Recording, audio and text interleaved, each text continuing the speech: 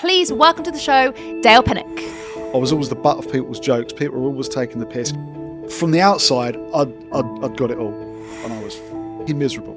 I was miserable as sin, because the thing that was driving all of that wasn't actually the things that really mattered in there. My motivations were off. What I hadn't done was heal the boy that was hurt back then. The bigger the brand, and the bigger the highs, the bigger the falls, and the bigger the mask can get. I should be feeling more satisfied, but I'm not. The first thing that happened is my best mate died. Just after that, like less than 12 months, my dad died of cancer. So when all of that was taken away, plus with all the grieving, plus with all the madness, it's like everything kind of fell apart. And I turned to drink. I could just go into that work persona. And it is going into that work persona. You immediately jump into, I'm not saying a character, but you kind of approach it like that. And I think you speak to a lot of people in TV, they kind of have their TV character. It's a different type of escape, right? Welcome back to Inspired By. Now, today's guest, I'm so excited to finally bring you this incredible individual. Now, this person, we've had many conversations off camera, at events, and in the studio here, and I'm finally glad that we can start the conversation on camera.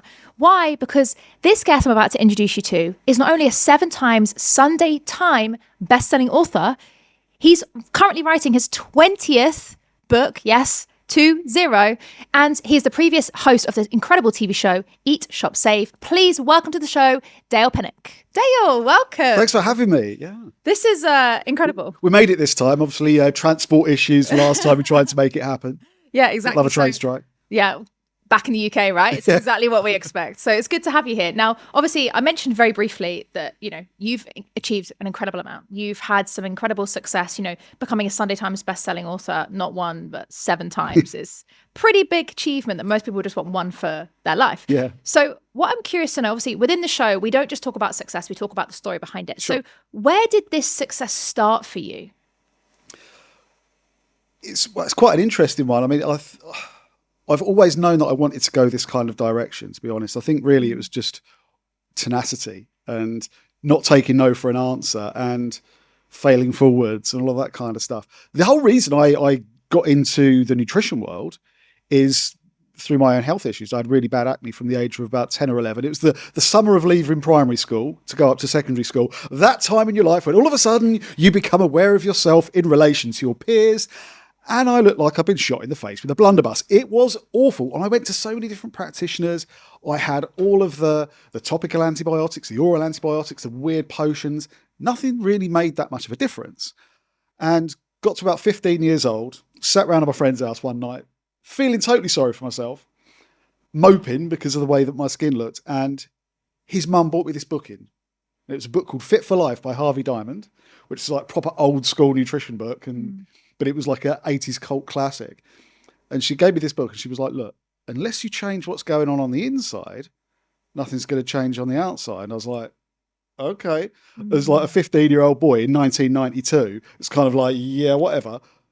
But I was so open to trying anything because I was so miserable.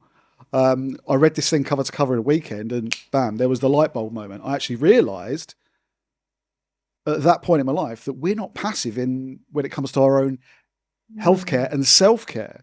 And that was the light bulb moment. And then I became obsessed with the subject. I read over 1,000 books, used myself as a guinea pig, put myself into hospital twice, but that's a story for another day.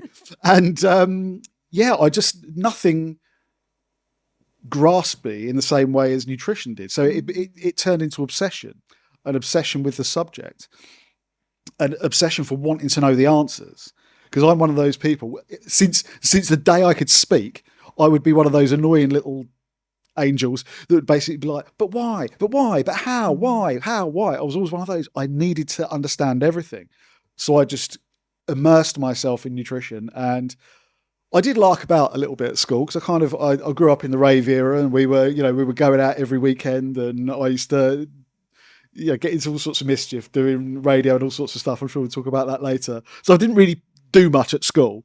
I was a bit of a late starter to university, had to go and do an access course to catch up, but eventually went and did a degree in human nutrition, then did a second degree in herbal medicine, then did a master's in nutritional medicine.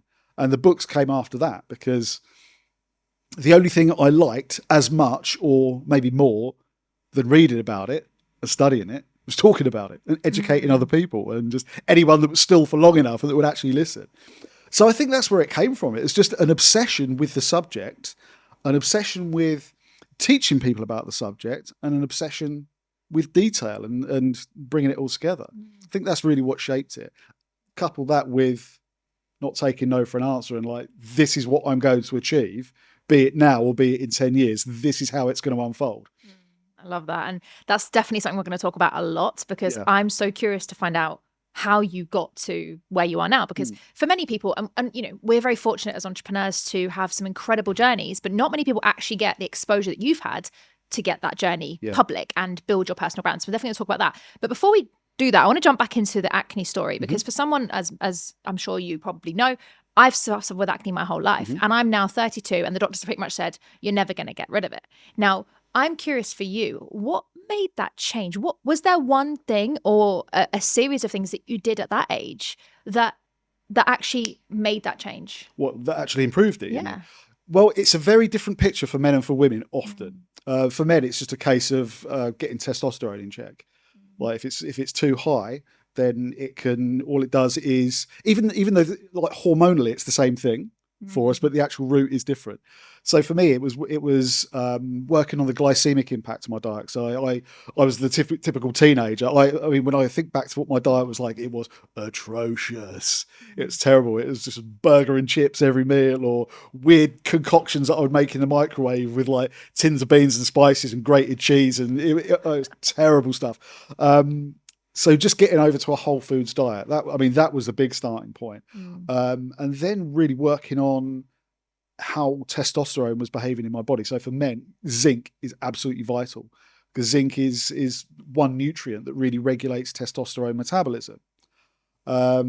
Things like controlling the inflammation with omega-3 fatty acids, those kinds of things. Those are what move the needle for me. But with women, it tends to be a slightly more complex issue. If it's just a small amount of acne that arises during puberty, then it's a very short-lived thing. But when it's aggressive and when it just seems to stay and stay and stay, usually it comes down to ovarian function, and usually it will be linked to PCOS or certainly some degree of like ovarian dysfunction, in the fact that for whatever reason the ovaries are synthesizing. Well, it's not that they're synthesizing too much. Their expression of estrogen is lower than it needs to be, and estrogen is more dominant than testosterone in the female body. But once estrogen gets low enough, then the androgen hormones like testosterone actually have an opportunity to become more active. And the first thing that happens to the skin is you get an increased secretion of sebum, but then also the sebaceous secretions become much more viscous. And because of that increased viscosity that comes from elevated androgens or elevated androgen activity, there's a greater chance for the sebum to actually trap bacteria that are just part of the skin's microbiome. It's bacteria that's supposed to be there. It's not something that's just kind of appeared. It's something that, because we're host to a huge amount of bacteria inside and outside. So it's just bacteria that's part of the skin's microbiome. It gets trapped by that very viscous sebum, and it gets chance to actually get into the pores, and then it causes an infection within the pilosebaceous unit, which is the area where the hair follicle and sebaceous gland meet. And then as soon as that happens, the immune system gets involved, and that's when you get the acne lesion. So kind of reverse engineering that, whenever I work with female patients that are over the age of, say, 21, 22, where the acne is still persistent, I'll always look at ovarian function. And even if there's no disruption to cycle or no immediately obvious symptoms, sometimes they'll have an ultrasound and they'll be like, yep, there's the beginnings of some cysts there. Wow. And one of the best ways to actually tackle that is there is a vast evidence base that shows that high glycemic diets that raise blood glucose beyond a healthy level over long periods of time, can actually start to cause the changes that lead to ovarian cysts. And, there's loads and loads of published data on outpatient treatment of PCOS alongside drug interventions where low glycemic diets have been prescribed. And there's been improvements in the cycle, in things like hirsutism, acne, like skin oiliness, all of these things can be improved. Wow. So with men, it's a little easier. It's just like, right, we just need to get testosterone back in its lane because it's getting a little bit too aggressive. But with women, even though it's still a testosterone or androgen driven issue, we need to deal with it in a very, very different way. We need to actually make sure that the ovaries are doing what they're supposed to do. This is why I find health and nutrition and all this sort of medical science, if you will, and biology fascinating, because, you know, for me, I would never go, oh, my skin is connected to my ovaries. Like, to me, that just doesn't, logically, I would never understand that. But I think it's also quite interesting. As soon as you said, oh, it's this way for men, it's this way for women, I'm like, of course women have got it more complex. Of course we have. Yeah, why would we not? always, right, yeah. always. But I find that really fascinating. So obviously you talked about the nutrition side is this is what got you into it. Mm-hmm. So where did it go then? So, you know, you've cleared your own acne, which is fantastic. You've now started helping other people. Where did the books come along? Like, when did you suddenly go, do you know what, Dale, we're going to write a book? There's two sides to this. Now, I mean, one side is quite boring. The other side is something that I've only just realised recently. Want that one? Well, I'll give you both. I mean, like, initially, I'd always planned to do books. I was like, I want to do books because I was always inspired by certain books when I was studying this stuff. I was reading, you know, the likes of Patrick Holford and these kind of people, and I was just like, oh, I'd love to do this one day. And I always wanted to do TV. But I was almost obsessive with wanting to achieve that level of success. I was one of those people at school that never really fit into any kind of group. I was always the butt of people's jokes. People were always taking the piss. I'm so glad social media didn't exist when I was at school. Here's the thing, this is going to freak you out. When I was at school, the internet didn't exist.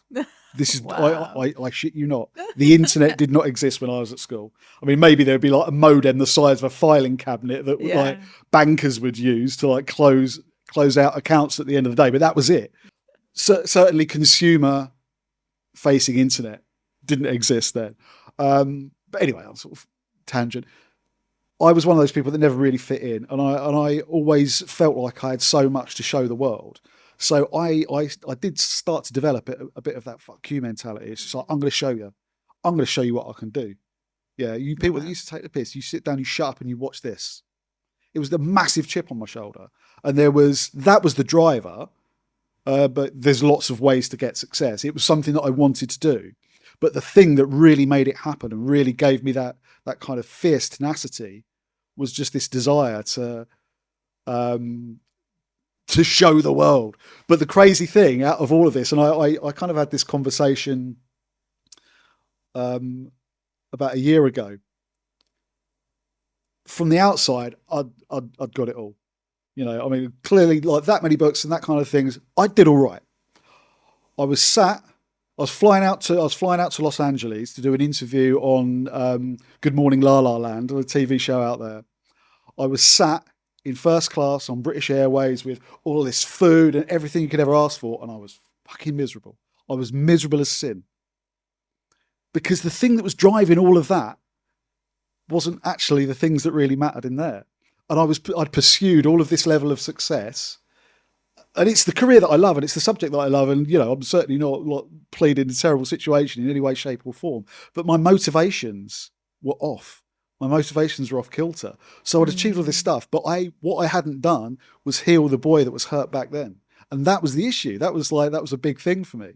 So whilst it really served me to move mountains in terms of what I did in my career, when I got there and when I achieved the thing that I thought was going to make everything all right. So you hear people say it all the time, I'll be happy when. And clearly that's nonsense. Everyone knows that's nonsense. I mean, you'd be happy in a second. It's like you can choose to be happy at any moment, but which moment will you choose, to quote Dan Millman? And I realized that all I needed to do was actually heal those wounds from the young man back then. And my desire to need to show everyone or whatever would just disappeared. Wow. And for me, Dale, I find that fascinating because I hear that a lot on the show. It's like, I realized there, I had that light bulb moment, or it all became clear to me. And I had the same thing when I was going through my depression. And I always find that there's usually a breakthrough point where you just have a realization. Yeah. What was going on for you there that triggered the realization?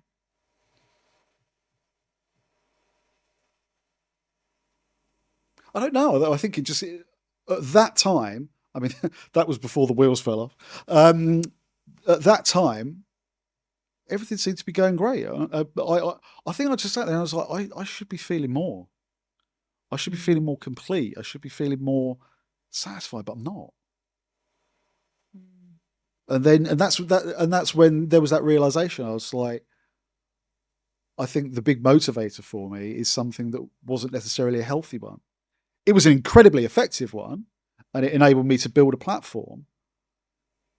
But now the platform's there, it's like, well, okay, now heal that, and then who knows where it will go next, because my motivations will be different. And so it's not like there was some kind of big cataclysmic event at that point. It was like a thunderbolt, I think. It was just like realization. Yeah. Like a moment of enlightenment. I was like, oh, okay. Interesting. That puts a lot into perspective. Yeah. And you said that was before the wheels really fell off. Yes. So what do you think it was the starting point? Or did something then happen after that? I just had one thing happen after the other. So I mean, I've never really talked about this a great deal. I mean, I've kind of alluded to it, like when I've done interviews or even like on my own social media, but I've never outright told the story. So over the last few years, I mean, the first thing that happened is my best mate died. Like, he died of cancer. Then just after that, like less than 12 months, my dad died of cancer. He got diagnosed in October and he was dead in November. It was very quick. And I was actually there literally just after he'd gone. And that, I don't know if for anyone that's ever been through that, when they've seen a parent after they've passed, that flicks a switch and you're never going to be the same again. That's just pure and simple. And then there was lockdowns. And I'm one of these people that like needs, I wouldn't say a control freak, but I need to feel like there's plans and something to work towards. When all of that was taken away, plus with all the grieving, plus with all the madness, it's like everything kind of fell apart. And I turned to drink.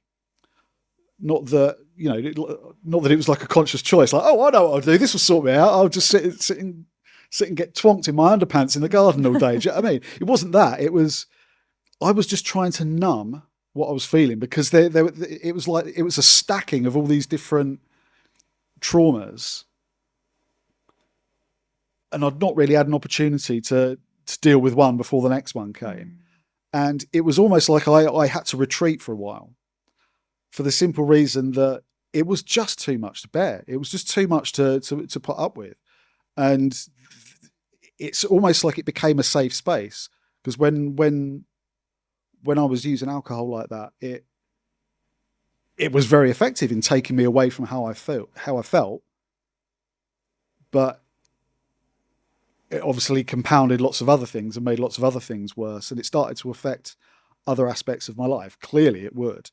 I mean, this is like a lot of what Johann talks about, in terms of, like in one of his TED Talks, he said the opposite of sobriety is not, the opposite of addiction is not sobriety. The opposite of addiction is connection. Or the other example that he used is, like, when people go and have morphine in a hospital, the most powerful, refined heroin you can get. They don't walk out of hospital and then go and try and score down the back alley and come out a junkie. What happens is certain people get to a point where their life is so painful, it's almost too painful to bear, that they just don't want to be engaged in the life that they're in. But they don't want the permanent way out either. So they turn to substances, or some people turn to work, some people turn to sex, some people turn to gambling. They turn to something that can just take them away from a life that's just so painful that it's almost impossible to bear. And that's where I was. I just couldn't bear it. It was terrible. So I had a period of about 18 months where I was numb.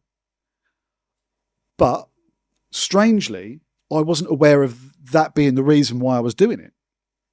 And obviously, doing what I do, I was in a very strange position of guilt as well. I was like, what the hell are you doing to yourself? Do you know what I mean? You're supposed to be this figurehead for like health and wellness. And, you're supposed to have all your shit together. You're supposed to, be this kind of icon. By the way, Doesn't matter what you do. None of us have got our shit together. That's just life. But there was that. But then also, the things that were going through my mind, it was just like, two of the closest people to me had lost their lives. I've been given the gift of another day, and I decided to use that day by pissing it up the wall. I was deeply ashamed of myself as well. So, and it was, I don't know, anyone that's ever been in those addiction cycles will understand that. The shame that comes with it is unbelievable. The strange thing, and this is kind of similar to that realization I had sitting on a plane, things tend to come to me, and when strong realizations come to me, they can change direction for me immediately. They always have done. That's just how I work. I realized all of a sudden that I was just trying to escape and numb out that which was too painful to deal with. And that's why I was doing this thing. And in that second, I was like, right, enough now. Let's deal with this. Let's actually get into this. Let me sit and face this stuff and work through it. And I did work through it. And all that rawness of emotion, it's gone. It's not to say that I'll never stop missing those people. Of course I will. That's just how it is. But that raw emotion has gone. That's completely gone. And the other side of that, now, I take it or leave it. I couldn't give a monkey's. Alcohol doesn't even register in my day-to-day psyche. It's just a thing. The other side of that, there's a great deal of beauty. There's a great deal of, I feel now that I've got a strength that I've never had in my life. I think I said to you before that I used to sometimes get caught up in small things, to sweat the small stuff. And now, nothing seems to negatively impact me like that. It's like I can parry so much more. My valuing of life has changed. I guess some of that comes with age. I'm 46 now, so you kind of think, well, there's a good chance that there's more years behind me than in front. That's realistic. That can be quite a sobering thought as well. But I think it certainly put me in a place where I can connect to people in a different way. Before that, I would have never been able to have this kind of conversation. I would have been pretending that I had everything together and I was, which is all bollocks. But the value in truly being open and truly being vulnerable as well, I've seen the beauty in that. So there's been a lot of positive changes that came from it. I'm very, very glad that I had that experience. There's some people, because all of this happened as well when we kind of, like in the EE world as well, when I just joined Mastermind, and then, just had this great opportunity. Then the universe was like, ha, I've got a little trick for you. Yeah, everything's going to go to shit. But there were some people that really could see it and understood and were incredible. And there's others that weren't necessarily that understanding, but that's life and that's their loss. But so that was the wheels coming off. That was the torrid tale. Well, thank you so much, first of all, for feeling comfortable enough to share it here, because I do think this is one of the reasons why Inspired by even exists, because so many people have built success and built a personal brand, and you're one of them. I can totally relate to the feeling of shame that can come with these, because the bigger the brand and the bigger the highs, the bigger the falls, and the bigger the mask can get. Yep. Now, I'm curious, Dale, you've talked so much openly about it, which I'm really grateful for. This was also happening while you were still building that brand, right? So you were still filming for Eat, Shop, Save at the time. So how did you handle that? Wheels are coming off, shit's hitting the fan behind the scenes, but actually, hey, let's get on camera and put a great face on. Literally that. This is the one thing I'll say. Even though I was in the middle of that, I never turned up for work with even a trace of alcohol in my body. Wow. Or with a hangover. I could literally go from one thing to the next. I was what you would call a high functioning drinker. And also when I was working, I had that sense of purpose. I had that thing that was also another way of not being in the pain, and because I could just go into that work persona. And it is going into that work persona. You immediately jump into, I'm not saying a character, but you kind of approach it like that. And I think you speak to a lot of people in TV, they kind of have their TV character. Like as soon as you come back from an ad break, boom, you're straight into someone else. It's but I was very, very fortunate that it didn't get enough of a grip on me to ever cross over into my work life or relationships or anything like that. So I was very lucky in that respect. If I hadn't got to grips with things, God knows, who knows? Yeah. But I was fortunate enough to suddenly see what the hell was going on and turn the wheel, and those days are gone, which I'm thankful for. If I wasn't able to do that, who knows? But no, I found it very easy actually, because I love what I do.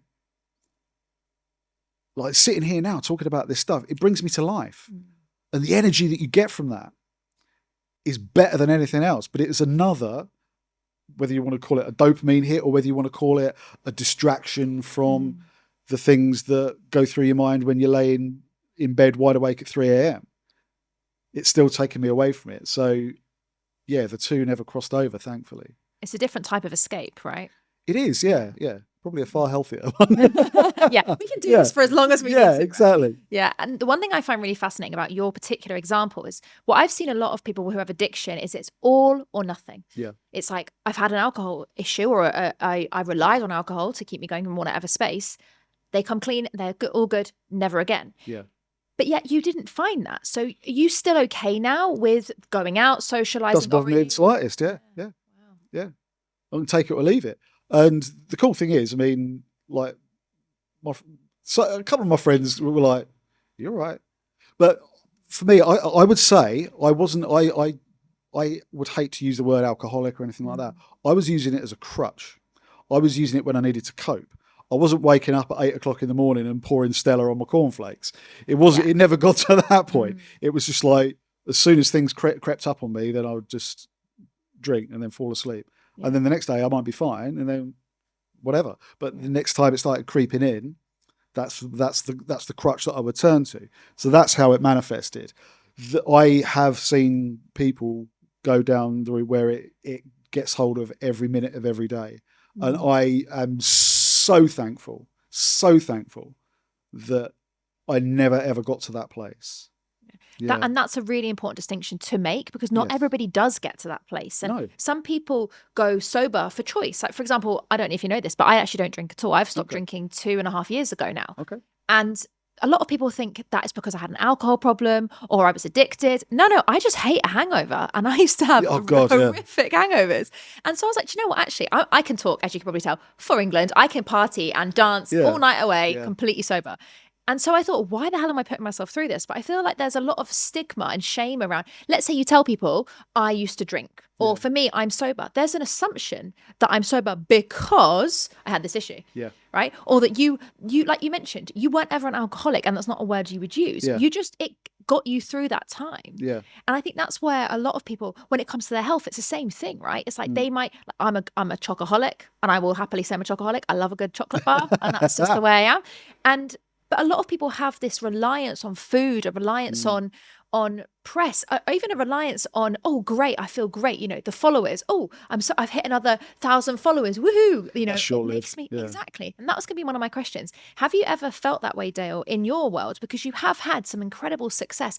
Did you have to distinguish your success, who you were, from this media, mogul, and getting all these incredible features and exposure in your life? In what respect? In terms of... Did you ever find that you were checking the vanity metrics to see, or attaching the vanity metrics to your self-esteem? That's probably a better question. Oh, I think a lot of that certainly is the case with that realization that I had. Do you know what I mean? Because I thought that, having that success and that popularity and all the rest of it would be the answer to all of my problems, and it absolutely wasn't. It solved one problem. I mean, it means I could put food on the table. Great. And that I had a solid career. But in terms of the internal stuff that I was struggling with, it didn't do anything. It's given me like real self-esteem. It's kind of given me the realization that I can do anything that I put my mind to. That I can always find a way. So from that point of view, there's definitely been positives. But yes, 100%, the vanity metrics, love that term, by the way, were a key part early on. Weirdly, And bizarrely, in the last couple of years where I've not even cared about that kind of stuff, I've been like, yeah, whatever. That's when everything started, like in terms of like online, that's when I went over 100K followers on Instagram and all of that kind of stuff, when I actually stopped giving a shit about the numbers. Yeah. Because I actually started just looking at the questions they were asking, and actually, no, not one single person on my Instagram following wants to see me in a pair of swimming trunks in the Bahamas. They don't want to know where I'm going on holiday or any of that kind of influencer crap. As soon as I started making it about them and what they really want, everything changed. And I think that's the real key thing, which I suppose for any other entrepreneur watching, they're going to be like, well, yeah, no shit, Sherlock. It's like, what, you actually give your audience what they want and they respond. Yeah, there's a big surprise. But yeah, early on, it was like, you know, if a post wasn't getting the likes, it's like, well, maybe we should kill that. Could be bad for the algorithm and all that kind of stuff. Yeah, there was elements in there. And also the amount of times I'd go on like This Morning or Lorraine or one of those kind of shows, and the second I leave the studio and get in the car, the first thing, go onto Twitter and look for mentions. Look and see what people see how people are talking about the feature. And I would always watch it back. But that wasn't based on vanity. That was on like, how can I get better? How can I do things? Because I always analyze everything that I do, and always pull it to pieces, not in a self-flagellation kind of way, but just like, yeah, that was really strong. But that, like, you could maybe say it like this, like that, and eventually you get like a repertoire of answers and responses, don't you? Yeah, it's an interesting one. Vanity metrics, I love that. But yeah, certainly early on there was a big part of that. And I think a lot of it does come from wanting to be the best or better at what we're doing, because then we always try and measure. You know, that's why I call it vanity metrics. I don't think they're the best metrics to measure. Yeah. But as an entrepreneur building a personal brand, even with the show, we're always looking at numbers. We're looking at, you know, we are looking at those sort of things, but looking at what works. Now, I imagine in the media industry, it's just as much, you know, how many views are we getting on this episode? How many people would watch it? All this kind of stuff. And it's hard not to fall into the trap of something's going wrong. But I do think there's a part of it that's an obsession with success. You know, we talked about perfection earlier behind the scenes of I'm a recovering perfectionist. So it's definitely something that I think is important. How have you found the obsession with success or perfection serve you in your career now?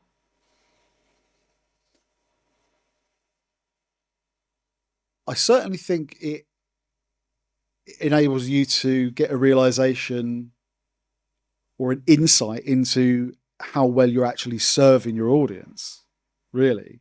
And ultimately, that's the entire point of us doing what we do, regardless of the industry, whether it's, you know, teaching people finances or relationships or parenting or nutrition, whatever. If the audience aren't engaging and no one's really buying stuff, even though you can see people are like visiting the site or whatever, then you just ain't talking to them properly. You're just not getting the points across. So it's vitally important to actually make sure that you can continue to build a strong business that actually serves your ideal client. So I think from that point of view, it'd be suicide to ignore it, because it gives you very, very crystal clear data as to whether you're hitting the mark. I guess whether you view it as being something that is a vanity metric or a direct reflection of how successfully you're serving your audience is down to you as an individual and kind of where your head's at that time. For me, I've kind of got over that stuff. And the cool thing is when you do loads of TV and all that kind of stuff, for me, it's like the bucket list is ticked now. I'm not obsessed with it anymore. It's like, yeah, been there, done that. That's cool. Where next? And that is all built around, right, how can I serve my audience to the absolute best possible way? And if something tanks, like a post or something, be like, okay, that didn't resonate. So what can I learn from that? Maybe try this. Oh, that did really well. So let's do more of this and less of that, so that I'm actually serving them properly. Yeah, of course, there's going to be the reward in terms of more people coming into the funnel, like, you know, using that speak, more people coming into the funnel and all of that. But more importantly, you're making more of a difference to people, and you're serving them in the way that you should be. Because I do feel if you've been given a platform, you've got an absolute obligation to serve at the the best possible standard that you can, because you can think like, oh yeah, I'm a success. I did this. I made this happen. It's like, no, you didn't, mate. It's the people that bought your books. It's the people that believed in you. It's the people that bought into you. They put you there. Never forget it. They're the ones that matter. You know. Yeah. And when people do forget it, they disconnect and they don't actually, they're not able to serve the people. I've seen it, and I'm sure you've seen it with your industry as well. You know, I've seen people get there, they get on TV, they get on these incredible platforms, and then they forget where they came from and they become something else. Yeah. What, obviously we've seen you on all these platforms, you know, this morning, and all these incredible places, Lorraine and so on. What's it like behind the camera? Is it the same as what we see, or is there anything you can share from being in the studio as such? Blimey. Well, apart from some of the things that people come out with, let me tell you, Amanda Holden, she's a hoot. She's amazing. She's one of the lads. But we'll leave it there. Every day is different. You know, you get some days where you just meet some incredible... I tell you what, through media, I've ended up in some very weird situations. Now, a good friend of mine is Gabby Roslin, and she does a show on BBC Radio London on Sundays. And this show is awesome, right? There's always people from the music industry, people from TV and film. There's a chef, there's a mixologist. Everyone's in at the same time, and it's like a giant party and a giant free-for-all. It's wicked. Because of that show, I've ended up in a West End musical. I've ended up singing Under the Boardwalk, half cut with the Backstreet Boys, all sorts of weird stuff. Yeah, I played Sir Not Appearing in Monty Python's Spamalot because of being on that show. Yeah, because one of the producers of the show was in there, and Joe Pasquale, who's a good mate of mine as well, he was playing King Arthur at the time. And me and him were just sat there kind of reciting Monty Python sketches to one another. And the producer was like, "You've got to come and be Sir Not Appearing." And this thing, it's become like this cult cameo appearance. Like Keith Lemon did it a few nights before me, and I think Denise Lewis did it the night before him. And your picture's up all around the lobby. Tonight, Sir Not Appearing is played by. And you have one line. And it's the point where like King Arthur's introducing all of his knights. It's like, Sir Galahad, Sir Bedivere, they all come out and do their pose. And finally, the aptly named Sir Not Appearing in this show. And you walk out in a suit of armour that doesn't belong to anything else in the scene. You don't belong to anything in that sketch. You look at them on stage, look at the audience, go, sorry, and walk off. That's it. So that happened from going on one of those shows. Yeah, you see some very strange things and meet some interesting people. But it's just hustle and bustle, and it's just chaos. That's the only thing I'd say. Like, you see shows like This Morning, for example. You would not believe the amount of people that are on the floor. Like, you might see just like Holly and Phil and a guest there, and you think it's like all nice and calm. A nice calm studio like this. No. There's like, you know, about 50 people. I mean, there's about 12 cameras. There's like, you know, floor managers and directors and other guests waiting in the wing, like the guest's agent, the guest mum. I mean, there's so many people there. It's like a lot of hustle and bustle and mayhem. Wow. And what's been the most sort of interesting experience you've ever had in this? Obviously, I mean, as apart from the one you've just shared, pretty interesting. What else have you sort of experienced? Wow. I think the things that are the most profound and that impact me more than ever is when there's a chance for the audience to phone in. And you're able to connect with people on that level, because, you know, you're either just talking into a microphone or talking down the camera or talking to the interviewer. There's quite a disconnect from the people that might actually be hearing what it is you've got to say. But when you've got that audience participation, you can connect with that individual directly. There's nothing like it. There's nothing like it. That's always the best for me. I'm not really that fussed by all of the celebrity things, stuff like that. I've got loads of celebrity friends and stuff, and I'm just like, you can keep that life. I wouldn't want that. That's a sure fact. Like a very good friend of mine that was in Coronation Street. She had like paparazzi following her to a family funeral and stuff like that. And I was like, I wouldn't want that life. But that, yeah, because I've got to meet all sorts of people through doing that work, like from Hollywood stars to, you know, musical royalty and stuff. And that doesn't faze me. But when you can do something and, like I say, there's the audience interaction, or one of the amazing things, I did like a week-long block on This Morning once. We did a whole week called Feed Yourself Fabulous. So Monday to Friday in the kitchen each day doing food around different health themes, and seeing all of the viewers cooking it at home and posting it onto the Facebook page and stuff like that. That's incredible. And that's why I sometimes love seeing a post where someone's cooked something for my book, like the book's open and then the dish is there. People that I'll probably never ever meet, and that it's actually having an impact on their lives. That stuff's special. That is more profound and more moving and more means more than any kind of random interaction somewhere, I think. Yeah, I could not agree more. And especially when you talk about, you would never want that life. I completely agree with you, because what I think a lot of people do, and I'm not slaying the public, by the way, at all in any way, shape or form, because we need that. That's the reason we can have these shows and have these incredible platforms. But I feel like people often see, oh, that celebrity's doing so well. Look at them living the life and they're living the dream and they've got all this money. Yeah, and there's always a cost. There's always a cost. And we're always just humans. Yeah. And that's the thing that I learned when I first started meeting all these incredible celebrities. And I was like, that person is just another human being. Yeah. And if you connect with people like human to human, wow, you'll be really surprised what might happen. Right. Whereas if people are, I'm so fortunate to speak on a lot of events and a lot of stages and some big stages. And, I might go to the toilet for a quick break and I've still got the mic on, obviously switched off, but the mic on my face. And I'll be in the bathroom and then I'll get loads of questions as I'm trying to wash my hands. Or, oh my God, what happened here? And how did you do that? And I'm thinking, God, I just need to pee. I just want a bit of peace. And I love that people feel like they can, and I want to be approachable. But I think some people, we are all human. And, when you meet people, you can meet some incredible celebrities as you have, and you've named them. We're all just normal human beings. Yeah. And everyone has an inspiring person, or everyone has an inspiring story, or everyone can be inspiring. It's just whether you've got the platform or not. Yeah. Right. On that, I'm curious to know, Dale, you've mentioned you've got some incredible friends and you've had some incredible mentors. Who would you say have you met that's been the most inspiring throughout all of your journey so far?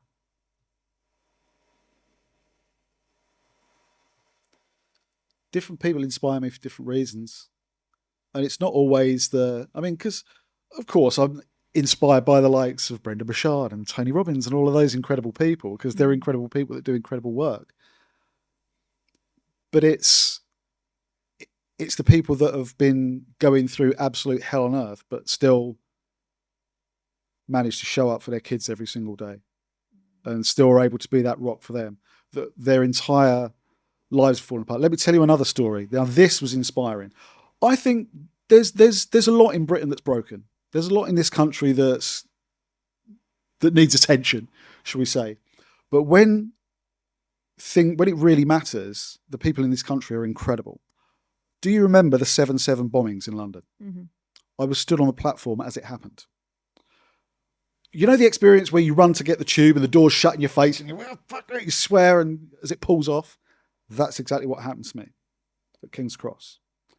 And so I was involved in the evacuation. Obviously, even the walking wounded weren't coming out. People were walking up the track and, sort of involved in helping them up and stuff like that before we eventually all got shuttled out, and the fire service were like, right, we're taking over and taking control. You lot, you need to get outside. Seeing how people really rallied together in those kind of situations. And the next couple of days in London, everything was so different, because I live out in Cambridgeshire, so I always sort of commute back and forth. And this was the final, right at the very end of my second degree. So I'd just been going, and I was stuck in London for a few days.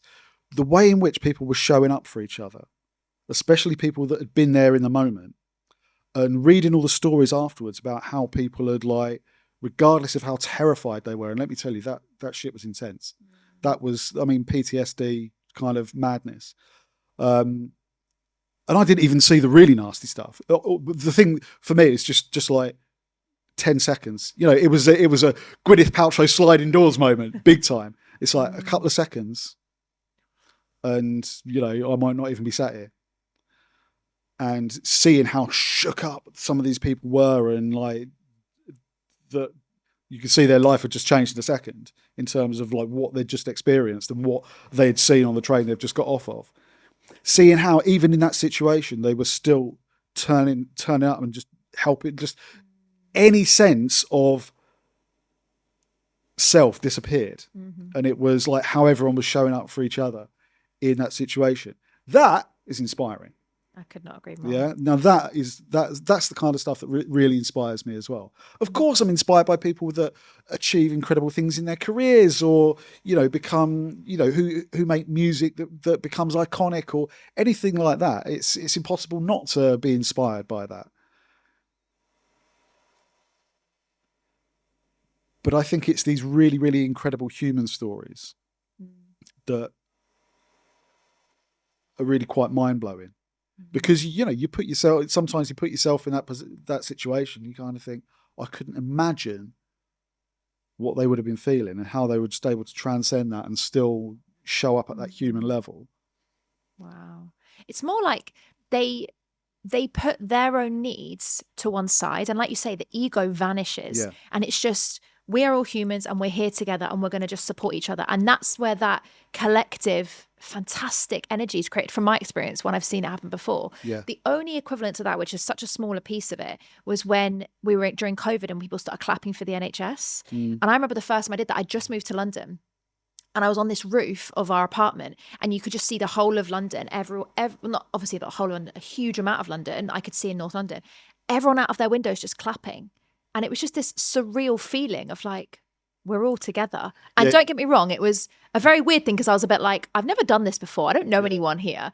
But it had this weird energy to everybody doing something at the exact same time to create this collective vibe. Yeah, I had weird feelings about that. Really? Yeah, I saw very quickly that it didn't take long for people to weaponize virtue.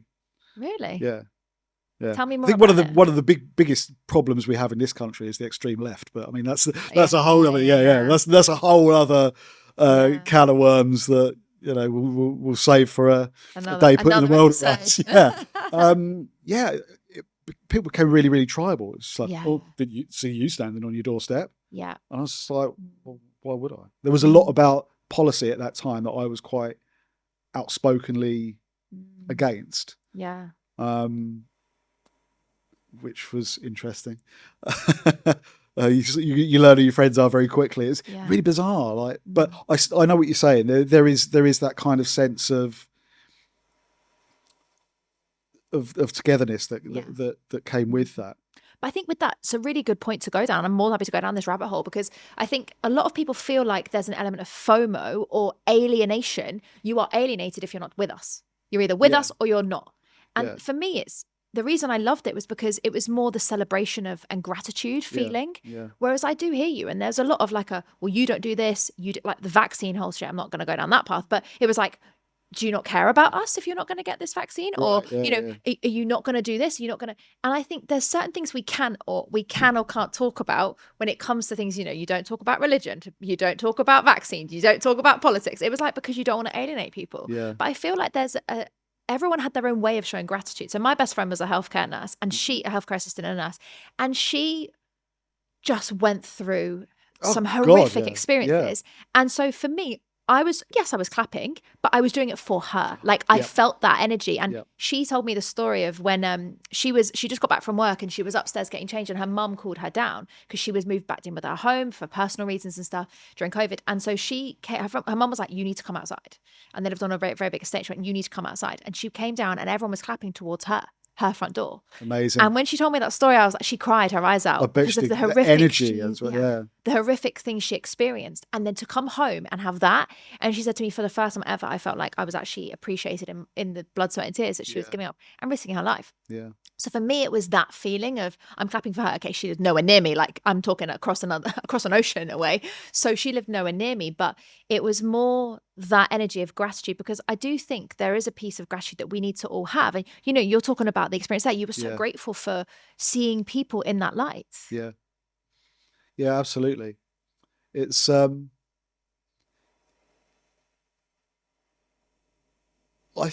certainly felt, certainly in the COVID times, at the beginning, there was much more of that feeling of, oh, we're all in this together. I think by like January the following year, we were all like, fuck this. Yeah. Just let me out. Yeah, like for goodness sake. Yeah. Yeah. But when it got to the point where there was like weaponizing virtue, I was just like, nah, I'm not feeling this. I'm out. Especially on social media platforms and stuff. So I just didn't talk about it. I just dodged it and skirted it because I was just Yeah. like, it's just a whole can of worms. Yeah. And that's the beautiful part of what we do, is that we can choose, and everyone can choose to comment or not. You Yeah. know, you don't have to always have an opinion on everything. Like, you This can is true, stay yeah. in your space and go, do you know what? That's a fantastic topic. You guys can continue Yeah, you talking enjoy about it it, yeah. over there. We're not bringing that here, right? I'll just carry on talking about food. Yeah, exactly. And so I think this is what I mean. I would love to have you back on the show, Dale, to talk more about this, because I feel like we could chat for ages. Yeah. And there's so many aspects that we've covered that I think are so important for people to understand, is around, you know, freedom of choice and speech, and what you can say. And also, there's always two sides to every story, right? Like, you always see different things and so on. Now, I mentioned about people that you've been inspired by, and I find that fascinating. We have a tradition on the show, I guess you could say, where we allow our guests to suggest someone that they know that also has an inspiring story. So who do you know that you think we should hear their inspiring story next? I think you need to get Johann on. He's incredible. I mean, just as a speaker, he's incredible. His insight into things like addiction and depression, and the way in which our modern culture is affecting our attention, our ability to connect with other people, will blow you away. And the actual reason that he got into studying all of that is quite fascinating as well. His own journey with, you know, seeing family members struggling with things, and him trying to be able to understand why they were going through what they went through, like, led to his journey. And yeah, he's marvelous. And then another friend of mine, who certainly won't pull any punches when it comes to opinions on things like vaccines or medical ethics particularly, is Dr. Aseem Malhotra, who's been doing the rounds at the minute, especially if you're interested in some of the nefarious side of medical ethics, how factual or truthful certain types of medical trials or studies might be done, and how industry can sway decisions and that kind of stuff, and how industry can lobby government, all of that kind of stuff, then Aseem will be your man for that, and that'll blow you away. I love it. Do you know what? I love having these conversations with people like yourself and the people you've mentioned, because for me, what you see is never really what is happening. And I'm not meaning that we're all really unethical and we're all lying, but when you have a 2-minute clip on YouTube, or when you have an hour-long interview, that's only an hour out of the person's life. Yeah. In the same way, you talked about, you know, lobbying and what you see on industry and so on. And in the media, it's like, we see things in the media and you're like, is that really the rest of the story? We can only ever see one piece of it. Oh, yes. And so I love having these conversations, because I do believe that we have an obligation, like you said, to give our audience what they want. I also feel like we have an obligation to show there are many different sides to this, you know, and everybody has a story that maybe they haven't yet shared and talked about. So my final question for you, Dale, before we wrap up is, as I said, you have written many, many books. You have spoken a lot on various channels that you've talked about and had some incredible opportunities. Is there any part of your story that you've not yet shared that you'd like to share? I think I already have, yeah. Obviously, like, when, you know, as I describe it, when the wheels came off, that was something that I'd not really shared or spoken openly about before. But I think like most of the day-to-day career stuff, people are probably sick of hearing it. Never. Yeah. Okay. Well, fantastic. And I'm really glad that you felt like you could share that here. I think that's exactly why the show exists. And I definitely know there'll be people listening going, wow, if he can share that so openly and face up to that and still be everywhere and doing everything you're doing so proudly. So, you know, we talked about what you've done in the past. Eat Shop Save is now finished as a show, and you're moving forward, obviously, with your 20th book. Yes. So what's next for you, Dale? What's next? Well, good question. To be honest, I always kind of keep things really, really fluid. I just want to keep doing what I do, but I just looking to find new ways and better ways to serve my audience. That's it. I mean, the bizarre thing, and this is really, really strange, actually, and I don't know whether anyone watching or listening to this has had this experience, certainly for the entrepreneurs in the house, but from a career point of view, I've achieved every single goal that I've set. And that was quite disorientating as well, especially where it's like, do you ever remember that did you ever watch Only Fools and Horses? Yeah. So the episode where Del and Rodney find that watch and they finally become millionaires. Yes. Yeah. And you see Del Boy in his mansion on his own with a pool table, but they go back to the flat and he finds his old suitcase and he remembers his old life, the chase, the push, the journey. The journey is what kind of animates them. So that, I actually think that played into part of, that time the wheels came off, so to speak. That was an element of it there, because I did kind of feel like, well, now what? When you've been hammering towards the same goals for such a long time, and all of a sudden you've achieved every single one of them, you're like, I need to rethink things and see what else I can do. And do you know what I mean? I always said, like, if I wasn't doing nutrition, I'd be maybe like a marine biologist or a sommelier. Wow. Yeah. Because I love I've been scuba diving for 31 years. Wow. Had some crazy experiences and like dived in caves and shipwrecks and just mad stuff. So being a marine biologist would be wicked. And yeah, I love food and stuff. I've had restaurants. I'm never going down that road again. Not enough margin in it and far too much stress. Yeah. So yeah, I'm just doing more of the same, but also just listening to what people want and need now. Certainly doing a lot more work with metabolic health. People with type 2 diabetes or pre-diabetes, high blood pressure, high cholesterol, all of those kind of issues, which are the biggest plagues on our healthcare system now. And so much of it can actually be related back to diet and lifestyle. So I'm certainly finding that a lot more of my work is going down that route. Plus I've got a nutrition school as well. It's one of the biggest online schools in the world, actually. Oh, you just kept that to the end of the show. Yeah, so it's a qualification that's recognised in 39 countries. I've got students on every continent, apart from Antarctica, but I'm working on it. There must be a nutritionally inquisitive Inuit somewhere. But yeah, so just build that up to be bigger and better, and because I want to give IIN a run for their money. Pay attention, IIN, I'm coming for you.